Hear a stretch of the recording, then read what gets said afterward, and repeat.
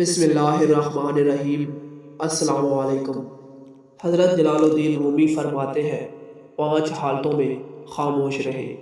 جب آپ نہیں جانتے کہ کیا کہنا ہے، آپ کو اپنے خیالات اور مخصوص پہلوؤں کے بارے میں علم پر شک ہو تو اس وقت بھی خاموش رہیں۔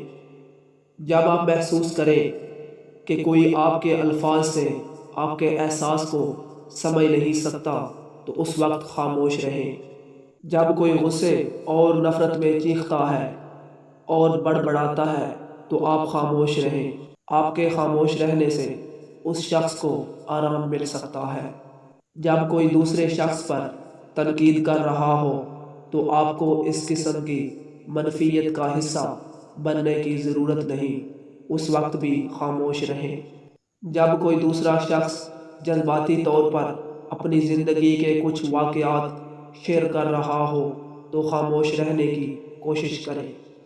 کبھی بھی کسی کے سامنے اپنی وضاحت مت کرو، کیونکہ جو شخص آپ کو پسند کرتا ہے اسے اس کی ضرورت نہیں، اور جو آپ کو ناپسند کرتا ہے وہ اس پر یقین نہیں کرے گا۔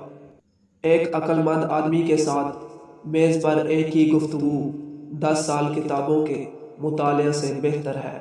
ایک آزاد سوچ رکھنے والے بنے اور جو کچھ آپ سنتے ہیں اسے سچ کے طور پر قبول نہ کریں۔